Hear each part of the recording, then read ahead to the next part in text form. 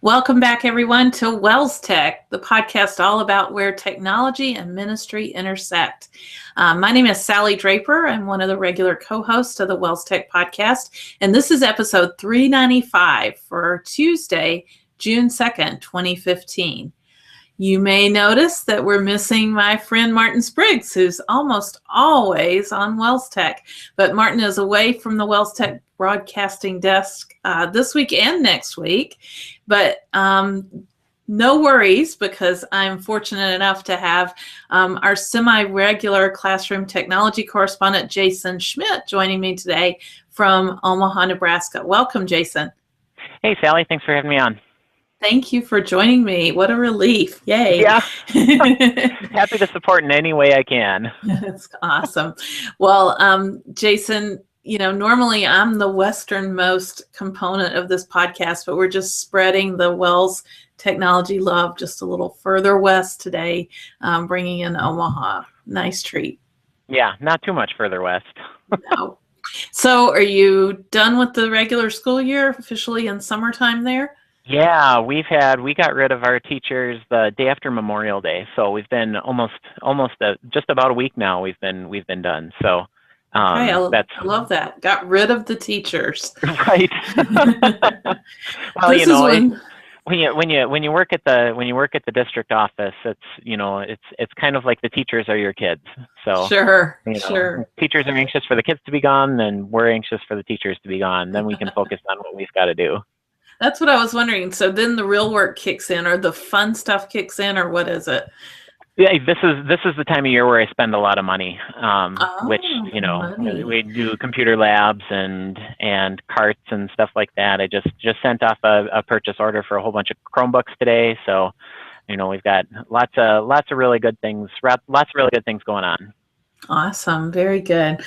Anxious to hear more about that. I'm sure you'll find ways to tell us more throughout the podcast as you definitely come across things. So those of you that don't know, Jason works in the Bennington ISD there in the Omaha area, and he is a technology coordinator. Is that a good title, Jason? It depends on who you ask. Okay.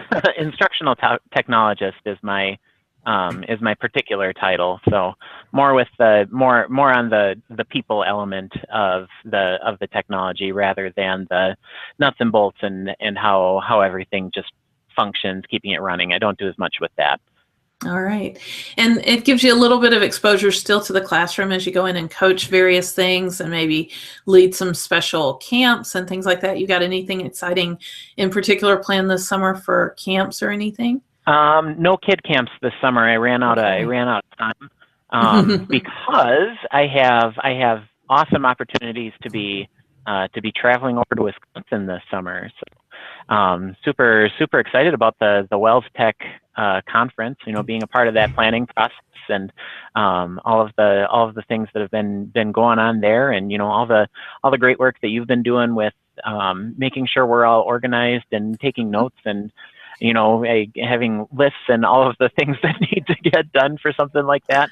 That's been really just a lot of fun for me, and really looking forward to that whole experience and everything that's gonna go along with that. Because I've never been to a WELSTech conference, not on a larger scale. Anyways, we had our camp a couple of years ago, and that was a great time. But this one sounds like it's going to be even more fun to have this kind of an experience. So you point out a really good reason to attend WELSTech conference. It's a brand new event. We're all in it together, and we're going to see how it turns out. I think it's going to be really exciting.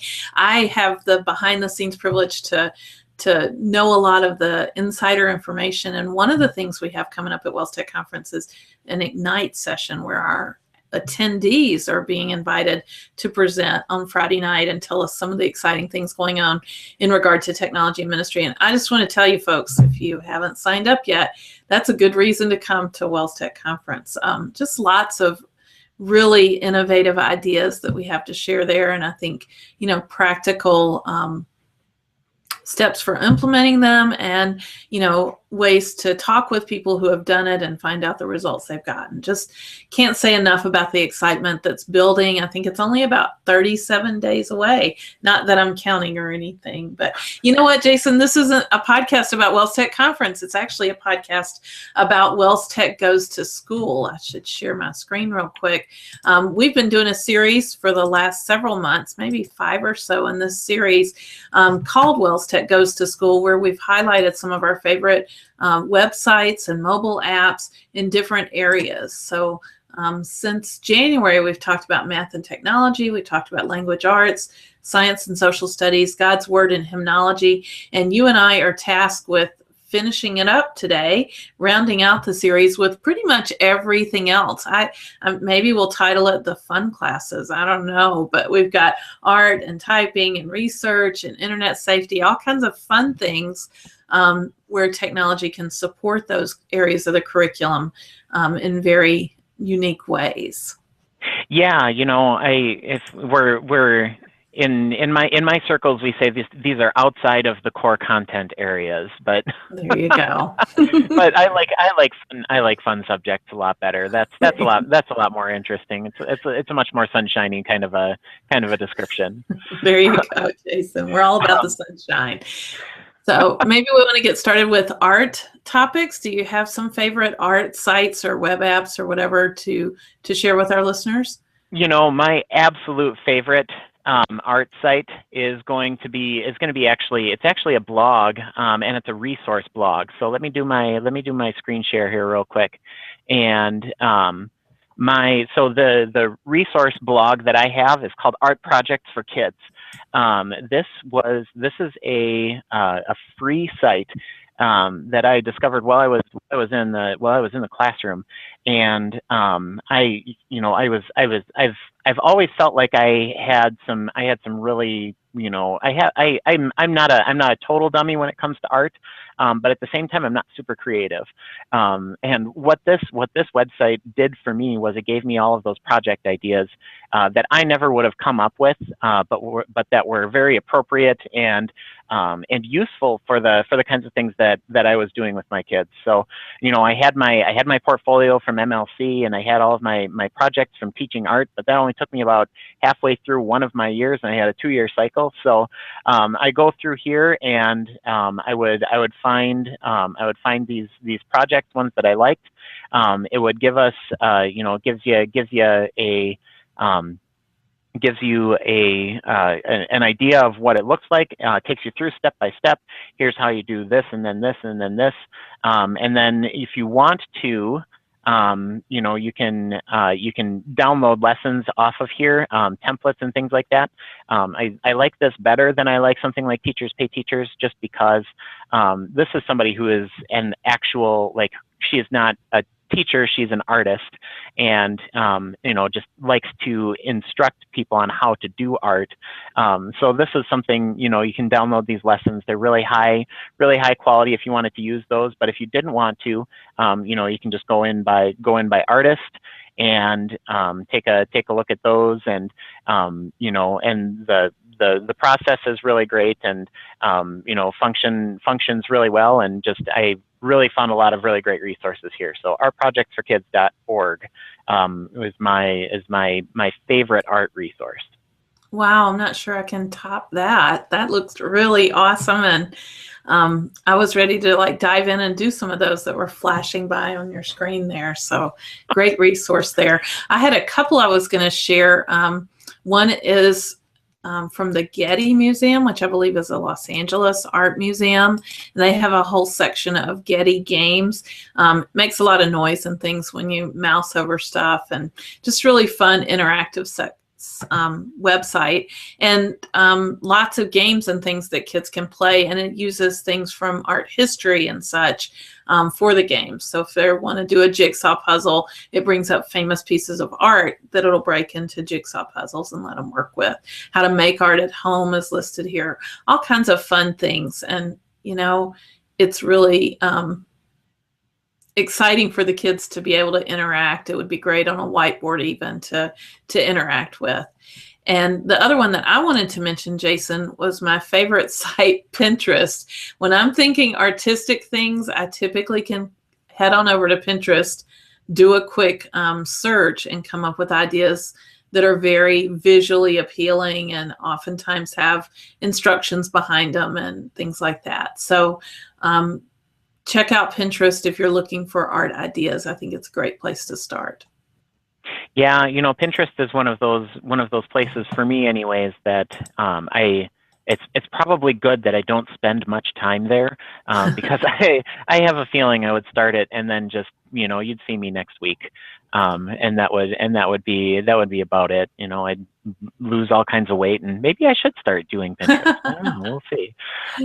But yeah, you know, that's a great resource, and that's someplace that a lot of my teachers will point me to as well. You know, if they find something and say, "Hey, I found this on Pinterest," and be like, "Oh, great," and then I'll look at that one thing and then I have to put it away.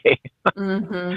But yeah. Well, it's cool how their search works. They you can start with certain search terms, and then they suggest search terms that people have, you know, tagged their various pins with. And so, you know, if you search on art and education, then you get the opportunity to drill down further to elementary or secondary level or whatever, because they make that just super accessible to you there in the search. So lots of potential there to find some good project ideas or some quick project ideas when you're in a pinch. Yep.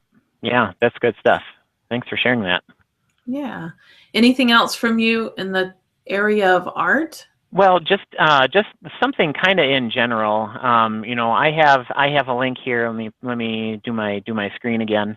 I have in Omaha we have the Joslin Art Museum, and you know, if you're near a major metropolitan area, you know, you're going to have an art museum. If you know, in Minneapolis, you'll have the Walker Art Center or something along those lines. And if you know, you don't necessarily have to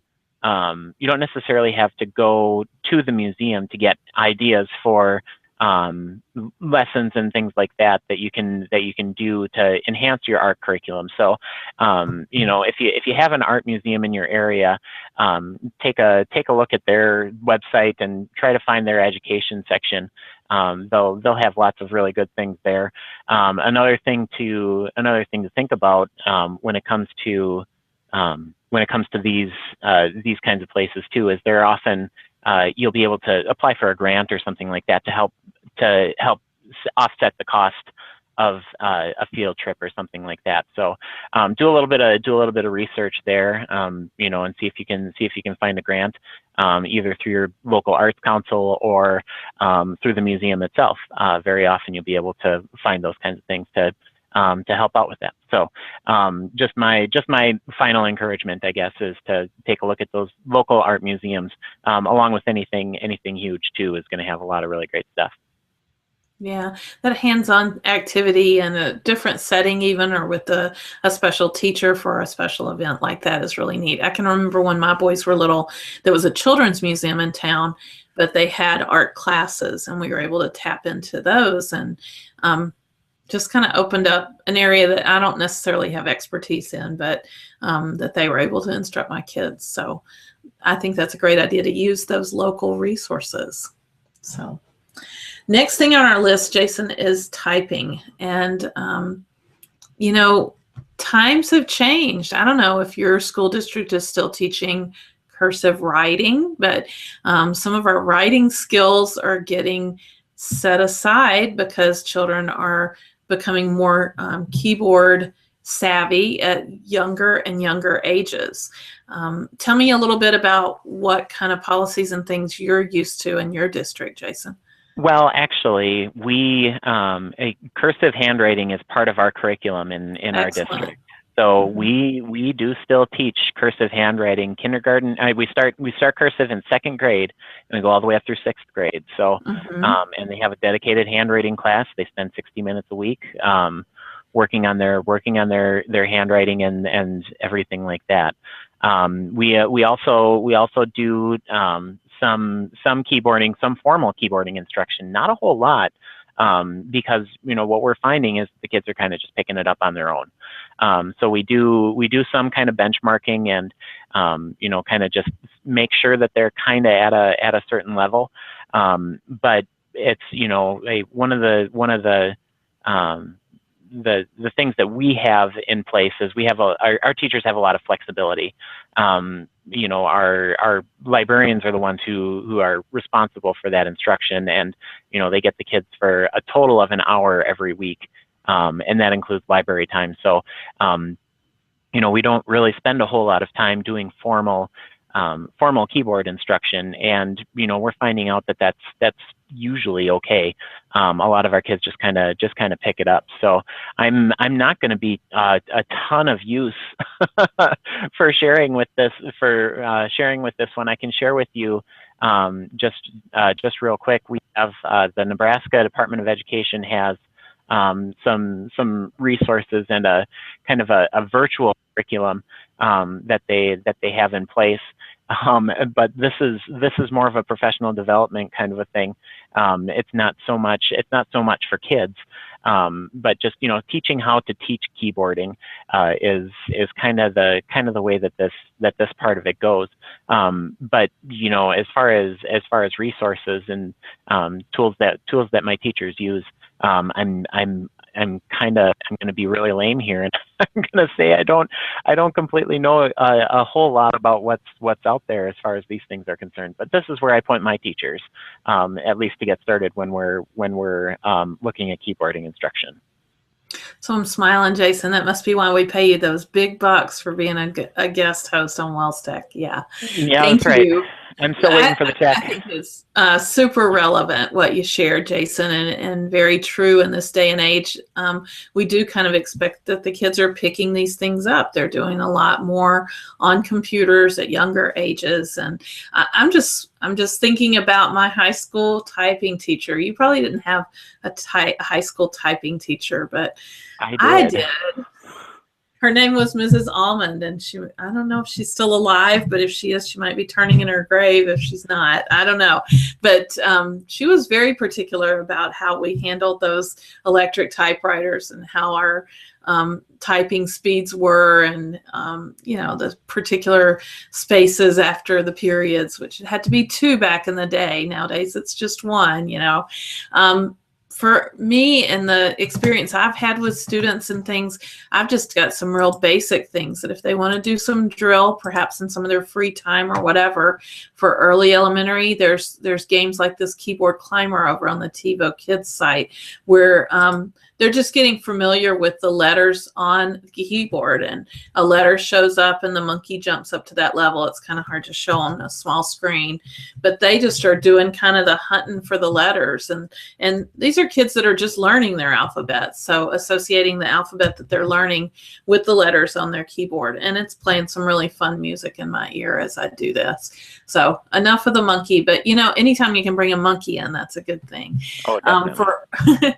For upper elementary, we've used and had experience with typing.com, and it's free. Teachers can set up an account. They can track their students' typing speeds and things like that. There's typing tests on it, lessons. It'll kind of evaluate your typing skills and start you at the appropriate lesson. That kind of thing seems to be very, very well done, and at the right price because you can do it for free. That's typing.com, and that's the main ones that I have experience with. There's more that we'll list in the show notes or on that WELSTech Goes to School page specifically.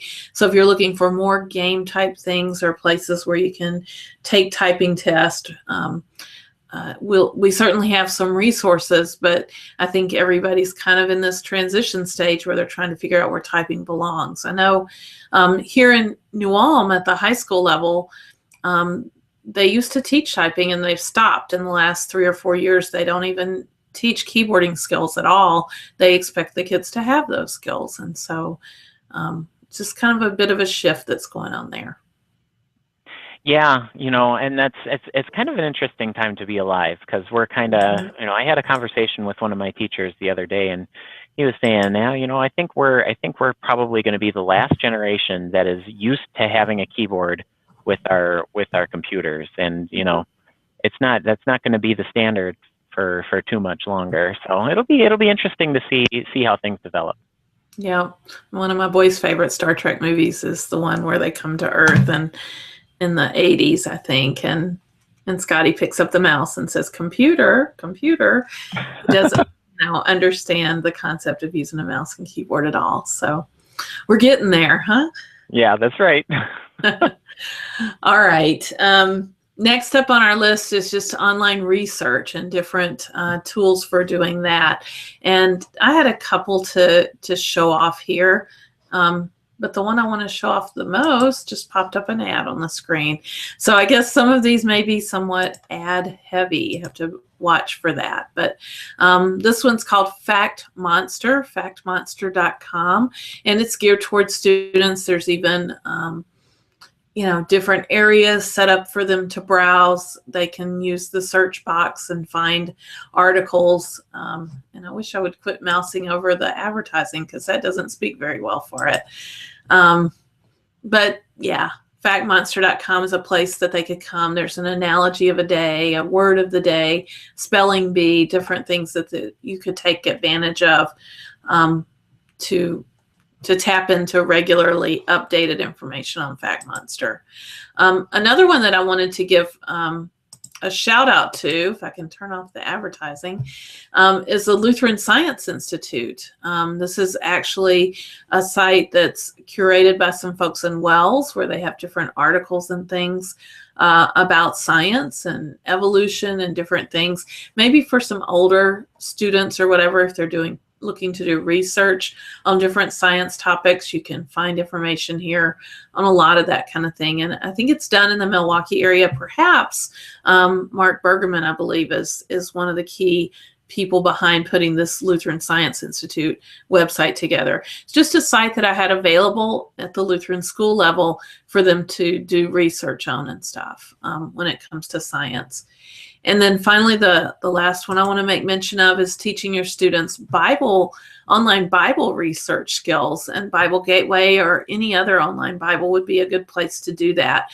I know with Bible Gateway, you can search on passages, you can search on keywords, whatever it may be, and maybe you even want to teach this on a mobile device, how to search the Bible, how to find verses and references, related topics, things like that, using online Bibles, because that's definitely a skill that we'd like our students to have in our Lutheran schools.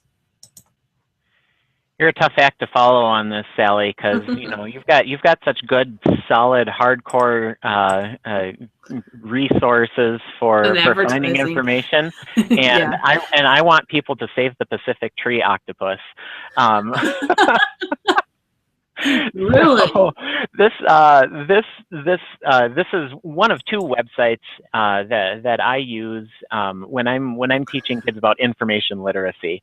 So quite obviously this is a hoax website, but it's very convincing. Looks there are pretty real to me. It totally looks real. Yeah, exactly. And you've got things like a tree octopus hat from 1923, and I mean, this is all really great stuff, and very elaborate, lots of really cool things going on here. But I use this one as a resource when we're talking about that whole concept of not everything that you find on the internet is true. And this is one of those times where you really, and we teach kids about look at the domain, look at the resource, corroborate it. It's got links on there. What are some other things? The mountain walrus. Is that something that sounds? We've got jumping slugs from the Pacific Northwest. So I mean, we go through, and this is funny because I didn't notice that before. It looks like the breast cancer ribbon. But it does, doesn't it? That's fantastic. So we bring kids in that one, and then the other one that I like to use is the official Mankato U.S. homepage, which has pictures of beaches and castles and all kinds of Not really quite great the stuff. Mankato, Minnesota that I know, huh? Right. Well, and some of this stuff, yeah, hey, here's Mankato, but it's got hot springs, it says, and an underwater city and a submarine base, and Wow. all of this really, and it's just fantastic, really, really, a lot of fun and really kind of silly. But and that's kind of just how I roll. I'm looking for fun and silly kinds of things, but but using that to reinforce some really important topics, Definitely. and then with older kids, we'll get away from the more ridiculous kinds of things and get into some more controversial kinds of things that they look at, and really just use those as resources to teach them to be to have discretion in the way that they use their internet research, and and back up their sources and things like that. You can't just take the first thing that you find in a Google search. So those are my silly kind of follow-ups to your very excellent examples. I think it's both sides of it, Jason. We definitely want them to have the skills to look things up and, hone in on their search terms and all those kind of things. But certainly that discernment, that evaluation, that corroboration and things is very, very important. So great stuff. I can't wait to show my kids the tree octopus. They're going to love that. So yeah, I think I might have to order a bumper sticker. That'd be great. All right. One more category as we wrap up WELSTech Goes to School, and that's internet safety and digital citizenship. Just lots and lots of resources available in that space. One of my favorites, Jason, is one that just helps students to orient themselves to the internet and how things work. Staying safe is one of the topics here on Welcome to the Web, but it also talks about using your browser and searching and different things. And it's a fun little activity, I would say, for perhaps middle graders. They do need to be able to read for the most part, although there are tools for it, allowing it to read to you. It has kind of built in throughout these player buttons where you can play things. So anyway, but you get the idea of how it's structured. I'm on a particular topic and it tells me I'm on page 2 of 9. Each page has a pin code, which is really fun for kids to have this code that gets them directly to it and stuff.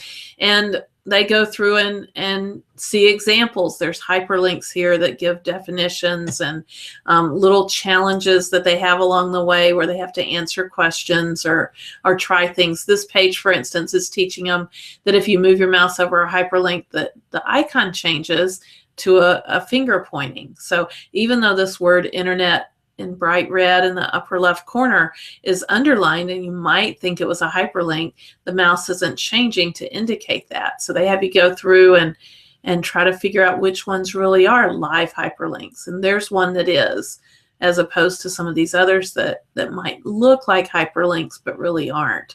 So just some of those skills that need a little bit of explaining. This kind of covers it well. And the way that they work through it, they do it at their own pace. And whenever your time is up or they have to move on to another activity, they write down the pin code of the page that they're on. And then when they come back, so this one says 2623 on it. From that main page of the site, there's a pin keypad and they can type in 2623 and it will take them directly to that page. So it's kind of internet magic and they think that's pretty exciting and stuff. And it's very well done. It's very well done for that age group, although I know some adults that I wouldn't mind learning some of these skills. So Welcome to the Web is worth its weight for introducing people to those kind of things. It ends with a little game at the end where you're a detective and you have to use all your skills to solve a mystery, and the kids really enjoy it. So that one's a good one to recommend, I think. Yeah, that's great. That's something I used to use a long time ago, and then I forgot about it, and you've reminded me about how awesome it is. So I appreciate you sharing that one. It's definitely been around for a while and stuff, but I do think it covers some good skills. Yeah, no, you're totally right on that.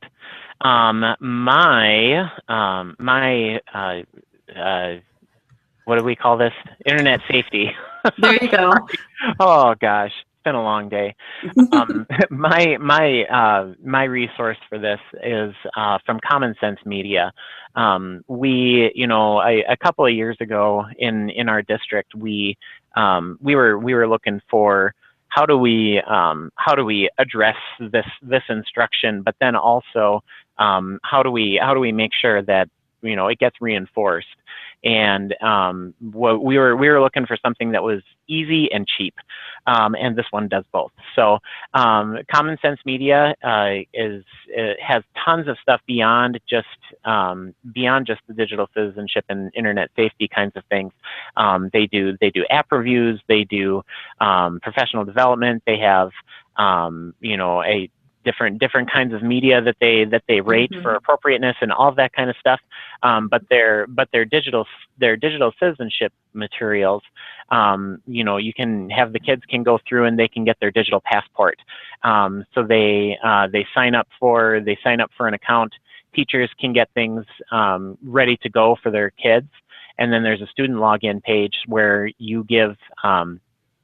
The teacher gives the students usernames and passwords. They go in, they do their thing, it tracks their progress, they get a certificate when they're done. And this is definitely very appropriate for kids, lower to middle to upper elementary. We'll use the digital passport. And then the other thing that we'll do is they have these different toolkits that we'll make use of as well. So if you're an E-rate school, you have to do a minimum, with cyberbullying and things like that. That toolkit gives you all of the lessons that you need, and then you go through and you address all of those, and then you can check that off your box.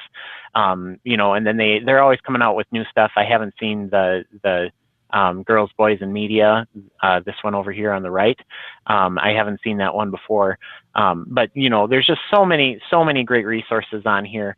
And if you want to, you can pick up an entire curriculum of everything that you need for this, and it goes all the way through 12th grade. So you can pick up anything that you want in here, and make use of it. And even if you're just looking for particular topics, they have these little icons that go along with each of the lessons. So all made for you, all ready to go. And just really high quality, really good stuff. So, if you're doing anything with digital citizenship and you wanna find something that's cheap and easy, Common Sense Media is definitely a great place to go to look those things up. Excellent. I have just one more to kind of round out this section, although we'll have several more links available on that WELSTech Goes to School page. But I did want to make mention of PTO Today's resources. PTOtoday.com has a section dedicated to school family nights. And one of those family nights is on the topic of internet safety.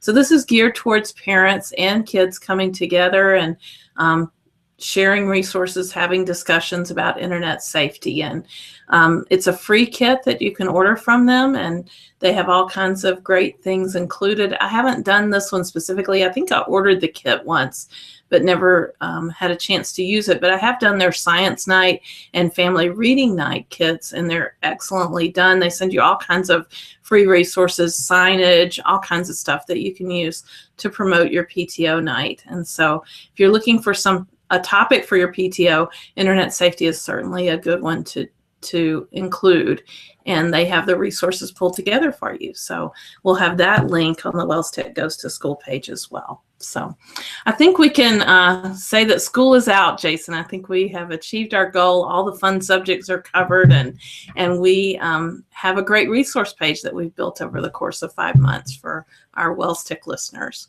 Yeah, this has been a great series. It's been a lot of fun to participate in this. So nice job putting everything together and keeping us organized and on track, Sally. Awesome.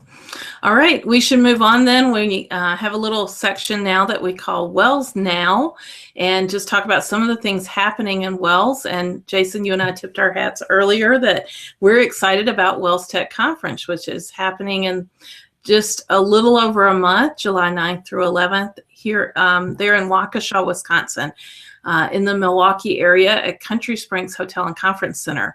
And, you know, I've put a lot into promoting it lately because our registration deadline was actually yesterday, June 1st. But the good news is we've extended that registration, and it's going to now run all the way to June 15th. So if you haven't signed up yet, folks, you should come. You should come and see Jason because he's going to be presenting all kinds of good stuff there at WELSTech Conference. Jason, what are you going to be talking about at the conference? A lot of Google stuff. I'm really excited about it. So I have a pre-conference workshop where we're going to be talking about Google Apps, and it's basically going to be split up into two different sections. So we'll have the session in the morning is going to be more your 101 kind of a class. You know, if you're just kind of getting started, you want to dip your toes in, learn a little bit about, you know, how it works and what you can do. You know, if that is one that requires no prerequisite knowledge. You just, you know, you can come in completely cold and not know anything about it, and you'll come out feeling a little bit more comfortable with it by the time the morning is over. And then the afternoon, we'll have, you know, if you just came in the morning, you've had a little bit of time, you're a little bit more well acclimated with it. We'll dive in the afternoon to a little bit more advanced kinds of things that go along with Google. You know, we'll talk about some of the, I don't even know yet. I don't have everything completely planned out, but you know, we'll talk about some of the more advanced things, and maybe things that you either forget are there or are maybe a little bit more difficult to work with than just creating a doc. So, you know, really going to be a lot of fun, really excited about it. You know, our friend Kurt Gosdeck is going to be helping me with the scads of people that have signed up for it. But, you know, we'll still take more. There's plenty of space. As long as we can physically accommodate you, we'll get you in there. So, really looking forward to doing those workshops. And then I have a double session with Dave Tess where we're going to be talking about tablets. So that's going to be a great time. You know, iPads and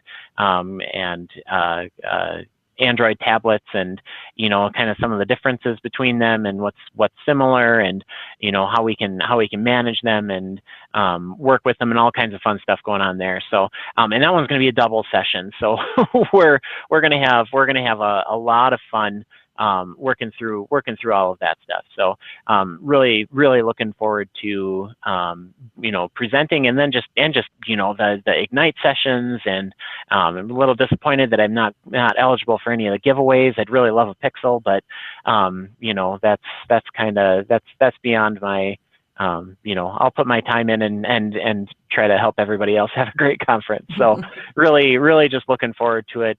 Super excited about the conference itself and seeing all kinds of people, and, you know, got just really excited about the whole experience. Yeah, definitely. And if folks are interested in registering, they can head over to that website. It's wells.net/WELSTechConf. We'd love to meet you there in July. One more mention for Wells Now, Jason. And this one just got announced in the Together newsletter today, and that is they've decided on the location for the 2016 Youth Rally. So those of you that are Youth Rally fans out there, you know it's always a great time at the Wells Youth Rally. It's going to be held next summer, June 28th through July 1st at Colorado State University in Fort Collins, Colorado. What a neat place to visit on summer vacation. So start planning now, folks. Mark your calendar and look forward to Colorado next summer. So should be fun. Now we'll talk a little bit about things in the news, Jason, and you shared something just before we got started that I wasn't familiar with, but Google's made an announcement recently about their photo tool. Yeah, so if you're a Google Plus user, then you've known about this for quite a while. And I'm an Android I love my Android. So you've had unlimited storage for a long time with Google Plus, but what Google has done now is that they've taken that Google Plus photos and spun it off of Google Plus and turned it into his own thing. So if you have a Google account, go to photos.google.com and sign in with your account. And then what it'll do is you put an app on your phone, iOS, Android, whatever, and you also can download a utility for your computer, and then it automatically backs up all of your pictures into their service, and you have unlimited storage. So unlike some of those other services, if it's a Dropbox or if it's Flickr, or actually I don't know if Flickr has a storage limit or not, but it's just a really easy service for backing up all of your photos and making them available online. So that's something I've been, like I said, I've been using it for better part of 2 years now, and absolutely love it. I'm really excited to see that it's been expanded, and will continue to get better and better, I'm sure, as time goes on. So that was a great announcement. I did a quick search and just came across this Wall Street Journal article that says Google Photos review why Google beats Apple at organizing your life's memories. So getting some good reviews, it seems. This just came out this afternoon, but maybe it's worth checking out if you are into photos. I mean, who isn't with their smartphone in their hand and with them all the time? It's a popular hobby to have. So that's exactly right. Good stuff. All right, Jason, it's time for our picks of the week, and you are our guest host, so I'm going to ask you to go first and share your pick of the week. All right. So I don't know if I was thinking about this, and I think I might have shared this before. I'm not completely positive. That's okay. It must be good. It is totally awesome. So if you've been kind of tuning in a little bit on Twitter and some of the other things that I've had going on, I'm huge into 3D printing right now. And I've got a lot of really neat things going on here, and this is just a fascinating space right now. So there is a company called PrinterBot. It's printer without an E, and then the word bot. And they have an education program. And the really cool thing about this is they have something going on where they're trying to get one 3D printer into every U.S. school. There's no limitation as far as accreditation or public or private. They want one for every school. So you can pick up their Simple Metal Plus printer for $399 through this program. It takes, I signed up for it for one of our schools here, and thinking, it'd be like a month or two before I got through the approval process, and yeah, it was like a week and a half later. So, and it's one of those things, like they only give you a limited time. So if you're planning on doing something like this, make sure you line up the funding and have that available. For $399, it's a really great, easy to use printer. And then, you spend a little, it's $20 for a kilogram of filament, and, go nuts and have the kids designing stuff and making things and printing parts off, and, just use that as a way to really engage your kids in some of these STEM and engineering and designing kinds of projects. So that is my pick, is the printerbot.com/education program to get a discounted 3D printer. Awesome. I wish I could get a discounted 3D printer. MLC Sounds like could get one. Oh, that's true. It would qualify. True. Yeah. Awesome. Make sure somebody around here knows that. Yeah. My pick of the week is related to Google Education on Air. It's an online conference that Google hosted May 8th and 9th, and they've put together some really great recap resources. First of all, if you're on the web page for Education on Air, everything that was part of the conference is available now to view on demand. So they archived every minute of video that was part of this conference. And day one was pretty straightforward and just followed a single path. But on day two, there were all kinds of sessions all day long And the fact that you can go here, you can search on, different settings and things. I think we've even looked at this on the podcast already, but it's just really impressive, the resources they have. But beyond that, this week they came out with a recap video that touches on some of the things that were covered, and a blog post that kind of covers a lot of the things that were covered in the Google Education on Air event. And then they're looking for ideas. They shared also the paper that kind of sparked the first discussions that were held. It's from The Economist. It's called Driving the Skills Agenda, Preparing Students for the Future. So if you're looking for some summer reading, perhaps this might be a good thing to read. It looks like it's maybe about 20 pages long, not too lengthy. They are looking for ideas for the next Google Education on Air. So there's a Google Plus site that you can go to and vote on what kind of things you'd like to see in the next Google Education on Air.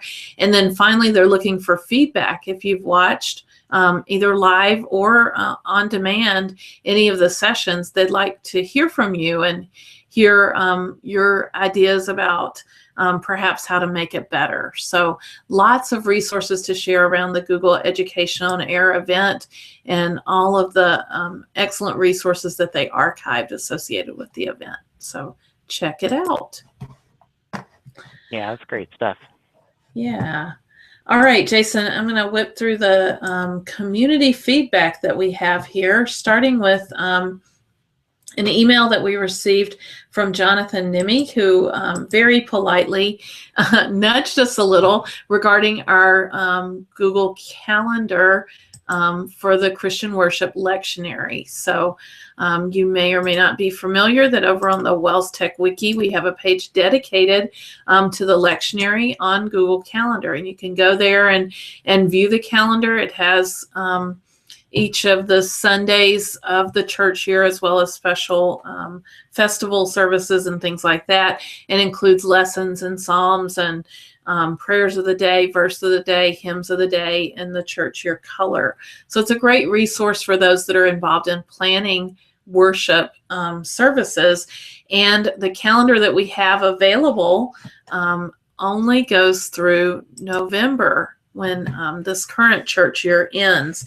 And so Jonathan wrote to ask if another one was in the works. And the answer is yes. We did contact our worship office. They're actually the manpower behind that particular calendar. We just have a place for it to live out on our WELSTech Google Calendar, where you can easily link to it and things.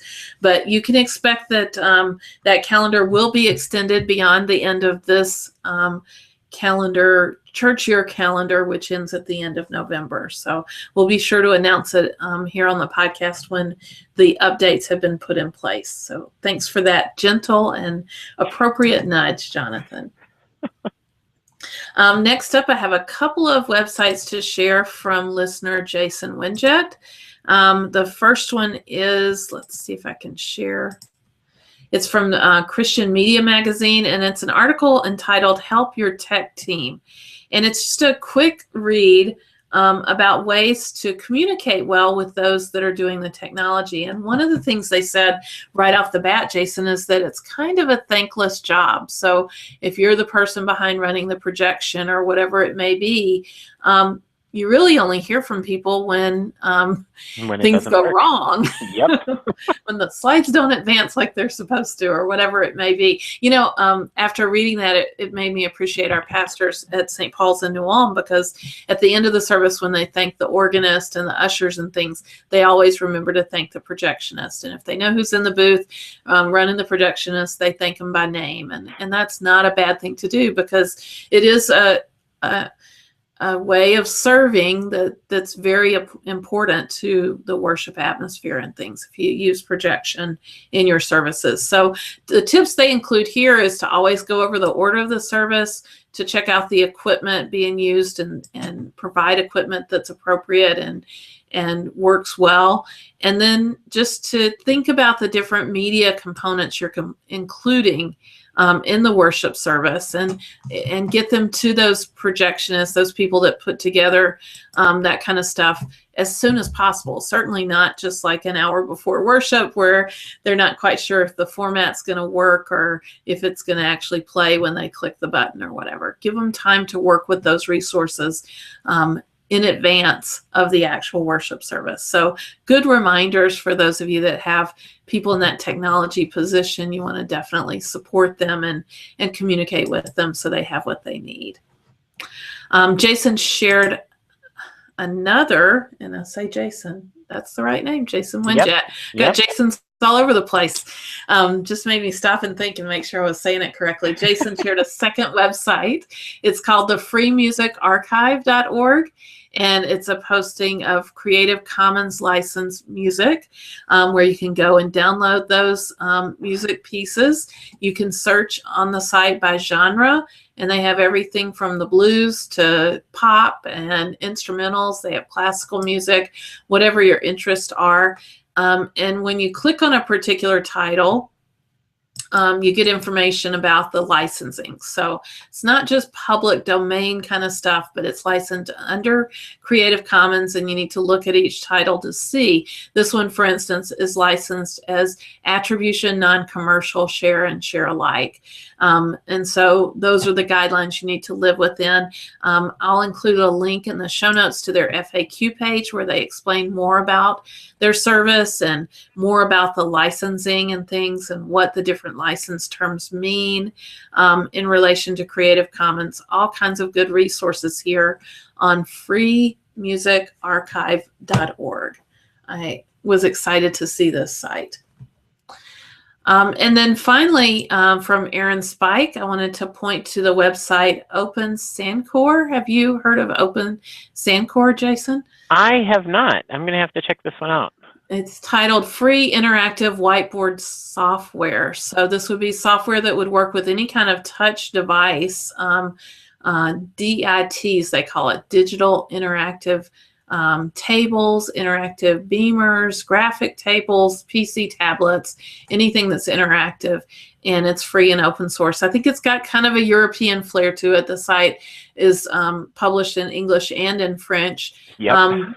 But I would expect that many might be interested in some alternatives at this point to something like the smartboard licensing that is required for smartboards and things. So this may be an option for some of our schools to either add to their existing license some more resources, or to use even in other settings besides the traditional smartboard, but on interactive devices. So I haven't dug real deep, but it might be worth checking out. Yeah, definitely. Huh. That's interesting. Yeah. All right. Finally, we have a segment titled Ministry Resources. And I just wanted to make a quick plug for the WELS Women's Ministry website that's available here as part of the WELS website. We will definitely have a link to this in the show notes. There's all kinds of great stuff that you can find here. Bible studies written for women, by women. There's ministry ideas that you can get, all kinds of things to spark a women's group or to start a brand new women's group in your congregation. Prayers, there's mentoring, there's all kinds of things. So definitely check it out. Perhaps summer is a good time for planning for a women's ministry effort, and this would be an excellent website to start with. They have a conference plan for next summer, July 21st through 23rd, 2016. So there's information on the website about that and lots more. So check it out. Put the women of your congregation in touch with this link so that they can find resources to support the ministry efforts that their groups are carrying out. And next up in our walk around our mind map that we've used for planning the WELSTech podcast is something called What's Happening Next Week on WELSTech. And you know what, folks? That's a great question. And I'm not quite ready to reveal my bag of tricks. I'm going to call it Sallie's Tech Smorgasbord next week because it might include just about anything. I'll definitely be pursuing some additional people to join the conversation and keep things interesting for you. But but definitely have some tech tricks and my go-to tools that I think should be part of everyone's technology tool belt.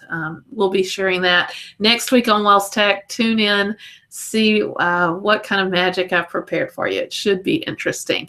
And I think at this point, if Martin Spriggs is watching, he's doing a little shaking. But trust me, Martin, I'm gonna pull it off somehow. That'll be next Tuesday, June 9th. Same time, 4 p.m. Central Time. You can watch us at wellstechlive.wels.net, or you can always go over to our show notes page. That's wellstech.wels.net, where we archive all of our shows. They're published there. And you can go back in history. You can use the search box. You can get in touch with us in a lot of different ways, all from this one website. We love to hear from you and include your comments. I definitely need them for next week's show. So if you got anything cool to share, now would be the time to click on these links here and email us, or tag something on our Pinterest board, or send us a tweet, or whatever it may be. Lots of ways to get in touch with us here on WELSTech, and we love to include your voice in the WELSTech conversation. And Jason, I think that's going to be about it for this show. I have one last thing to share, and that's our video of the week. We normally end the show with a video featuring different things of use to our congregations and schools. And this week is no different. This week's video is actually from St. Paul's Lutheran School in New Ulm. And they just recently did something, they call it a lip dub, although they aren't really singing along to the music. It's done to Pharrell Williams' Happy, which is a really fun song. And it includes all 300-ish students of the school in a lot of different ways. They show off a lot of fun skills and have a really happy time doing it. It starts with Principal Greg Thiesfeld, and we get a tour of the whole school and get to meet all the students in a really fun way. And this may be something that you guys out there in WELSTech world would be interested in doing in your own congregations or schools, something to promote the school and just let people know of the joy you have in Jesus. And I think they do a great job of it there at St. Paul's School, and I think you'll enjoy the videos. So check it out. That'll be part of our show notes when they're published for this episode. So, yeah. Jason, we started off, and I remember saying to you distinctly right before I pushed the go live button, I'm guessing we won't have an hour's worth here, but that'll be just fine. It'll be a shorter show probably. And here we are 3 minutes away from having an hour-long show. Imagine that. I think Martin would be proud of us. I hope so. We're trying, Martin. So thanks very much, Jason, for joining me today and for all the sunshine that you bring to the WELSTech podcast. We always love having you on here. Yeah, it's been my pleasure. I appreciate the opportunity, and it's hopefully I haven't scared you guys off. I can join you again next year. Definitely. We'll look forward to that. All right. Thanks, everybody, for watching. We'll see you next time. Thank you.